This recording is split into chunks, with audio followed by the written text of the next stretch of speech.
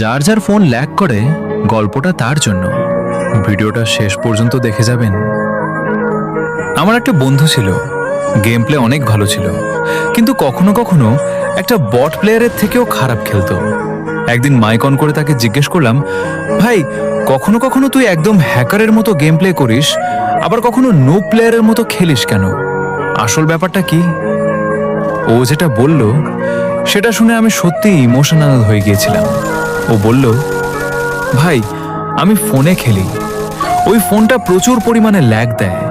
কখনো গেম একদম ভালোভাবে চলে, আবার হঠাৎ করেই ল্যাগ শুরু হয়ে যায়। এই জন্য আমি চাইলেও সবসময় ভালো খেলতে পারি না। ওর কথা শুনে আমি একটা জিনিস বুঝতে পারলাম, ফ্রি ফায়ারে এমন অনেক প্লেয়ার আছে যাদের সবচেয়ে বড় শত্রু তাদের স্কিল না, তাদের লো ডিভাইস।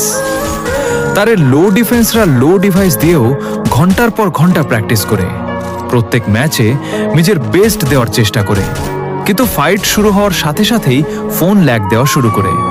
তারপর সবাই একটাই কথা বলে, ভাই কত বড় নোব তুই। কিন্তু একবারও কি ভেবে দেখেছো, যদি ওর ওই ল্যাগওয়ালা ফোনটা তোমার হাতে দিয়ে দেওয়া হয়, তাহলে তুমি কি ওর থেকে ভালো খেলতে পারবে? আমার মনে হয় কখনোই না। কারণ স্কিল কখনো হারে না, কখনো কখনো একটা লো ডিভাইসই সেই স্কিলটা দেখাতে দেয় না। আজকে তোমার সেই বন্ধুকে মেনশন করো যার ডিভাইস তেমন একটা ভালো না, কিন্তু তার গেম প্লে এখনো হ্যাকারের মতো।